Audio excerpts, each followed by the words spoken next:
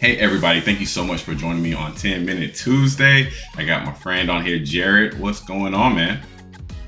Not much, man. Just getting through it. How about you? Yeah, hey, yeah, just another nice day out, another good day. So excited to have this conversation, man. Appreciate you taking time out today. Yep. Cool, awesome. All right, so 10 Minute Tuesday, we've done this before. So, Jared, go ahead and introduce yourself. Yeah. So Jared Flores, I'm a recent Tableau visionary and Tableau ambassador, and do consulting over at Analytic Vision, and yeah, all things Tableau Prep. Awesome, awesome. Yeah, man, Tableau Prep, Tableau Visionary, all this great stuff. You post a lot of great content, but you had to get your start somewhere. So, what really compelled you to get into data to begin with?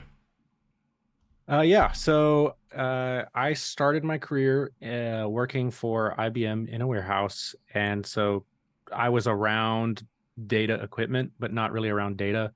At the time, I had a very sort of base knowledge of Excel, like how to open it, how to put stuff in, not really even formulas.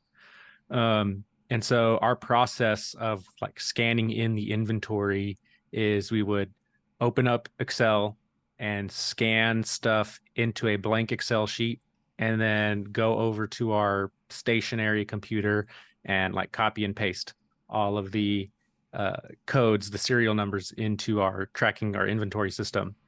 And so the longer that I worked there, the more I started to think like, man, there's got to be some better way to do this. This cannot be uh, the best, most efficient way to do this. So then I started looking into sort of Excel automation, VBA, and trying to figure out some ways like, is there a way to integrate this really into our system? And so that was like my entry into um, some kind of data ingestion process. And from there it just kind of took off. I think for me, the biggest thing that made it click was that I was able to from the get-go see, okay, if I scan this piece of inventory and I place it in the system, now I can see in the system where it's located and also how that translates into other pieces of it. So I was able to like physically track that process of taking something material and seeing it kind of go into the digital world.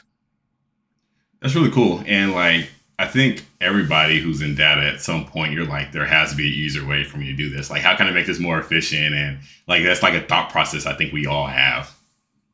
Mm-hmm. Yeah, Yeah. for sure. Yeah. All right. So understanding that you started in the warehouse, moved to the Tableau Visionary. I'm sure there were jobs in between, but what has been your least favorite job to date that you've had? Um, Before the warehouse, I worked at Pep Boys and I stocked tires. So we had to be there at 5 a.m. on the dot. The truck would pull up every morning, and the first thing in that truck was tires of all sizes. I mean, we're talking like little sedan tires all the way to trucks that are way too big, and those tires. And for whatever reason, the biggest tires were at the top. So it'd be like slinging a tire over your shoulder, going up a ladder and stocking it. That was my least favorite job for sure. That sounds grueling. I can imagine in the heat and everything. It's just like you're just exhausted at the end of the day. Mm-hmm.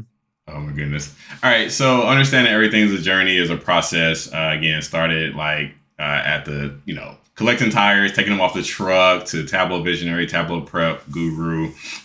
Within the journey, what would you consider your biggest failure with quotation marks around failure, and what did you learn from that experience? So actually, once I kind of got into the world of data, I was able to move up in the warehouse pretty quickly. I went from, just kind of being there to a shift lead to a manager all within like, I don't know, maybe a year and a half. And so once I became manager, I started managing not only the warehouse, but other data centers and the inventory teams at other data centers. And so when I reflect on that period of time, uh, that's actually the time, even though my career was like exponentially growing, and that was really kind of what launched this pivot. I was a really bad manager. Uh, I was really young. I was 24 at the time, and I worked so hard, like physically. I expected myself to come in and every day I want to be the best at what I'm doing. And I still carry that attitude with me. I want to do what I'm doing with excellence. but I expected that out of everyone else, to an unrealistic level, because my situation, what I was used to, was different. Like working in the warehouse, a lot of the times I was working 60, 70, 80-hour weeks. They were high pressure weeks because our distribution center was the global hub for every single IBM data center around the world. And there was a team of 5 of us. And so it was high pressure all the time, every day, get it done. You can't fail. You can't delay, because if you delay, that's a $200 million project that's now delayed. Uh, and so when I would go into other data centers, and it's like kind of people scanning equipment into the system, kind of really kind of sitting at the desk all day, every day. And they would give me, like, hey, we couldn't get this done because of X, Y, and Z. I would come down very hard. Like, my team of 5 at the warehouse is able to get it done. Why can't you get it done? And that was my attitude all the time. And when I look back on that, I'm like, man, that was a really bad way to approach it. Like, I did not try at all to meet anybody where they were at or try to understand. I just came into it with, coming from the warehouse, there is no excuse. We're full throttle all the time. And so I didn't even try to understand why something would be behind or why they weren't working at that same level. So I think there was just a misalignment of expectations. Um, and so yeah, when I look back at that period, that is the what I wish I could go back and do over, is be a better manager, be a better leader. Yeah, I think as a leader, you have to go through that as well, to kind of reflect and look at how you grow yourself as a human being. And like I have a similar experience. Like my wife got on me actually a few years ago, and like I grew up playing basketball, grew up playing sports, and the internal standard that you have for yourself, like you just want everybody to have, and it logically doesn't make sense in your mind when that standard is not out there. And so it's really frustrating. I understand that frustration and the at times of like a compassion that can come with that, because it's like, here's a deadline, here's what I do, so here's what I expect my standard to be for everybody else. And so Yeah. I think as we grow and as a leader, right, you kind of look back at that and be like, ooh, I would have done things differently. Yeah, for sure. Wow, that's fascinating. So I guess on the other side of it, right? So you understand that, as a manager, right, you didn't meet people where they're at. Like, what did you really get out of that? Like, now as you're evolving, you're a visionary, you're Tableau Prep, you're teaching and stuff. So like, how did that kind of bleed into what you're doing now? So part of that, coming out of that experience, I think my departure, my exit from there, it was a very long exit and pretty humbling the way it happened. Um, you know, I went from managing teams across the US and Canada to, kind of, there was like a reorganization that happened between departments, and so my role technically no longer existed. So the last 2 years I was there, I didn't really have responsibilities. I was learning Tableau because that's what they wanted me to do, but I didn't actually have an official job. I was still called an inventory manager, but I had no teams to manage. Um, and the person who kind of poured into me and taught me everything, it was the same for him. He was the director of the department, and then suddenly both of us have a job that technically doesn't exist with no team, and we're just kind of basically waiting for them to find a reason to let us go. Um, and it was really humbling. And I think what I took from that is, what, this is somebody who, even though this journey in this particular place is ending in a way that I didn't see coming, uh, my life is completely different. This person impacted my life and took me from a warehouse job to a nice, comfy desk job where I'm making a living and able to provide for my family in a way that I never thought I would be able to, because I didn't finish college. I didn't, have the skills coming into it. He taught me all of these things. And I used a lot of that time to reflect on, like, how I could have led differently and what I want to do going from here. And so really what I took from that is, I want to have that same impact on other people.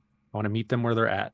I want to see people who truly have the desire and have what it takes to do something different, and give them the chance to do it. where they otherwise wouldn't have had that chance. I love that. I love that. And I think I know we relate in that regard, right? You see somebody and you want to be able to help them out because you can meet them where they're at because you remember where you were at when you were starting on your journey. So it's a passion, it's a thing to help the next person up. That's incredible, man. Thanks for the transparency, man. That's what this is all about. I love it. Yeah.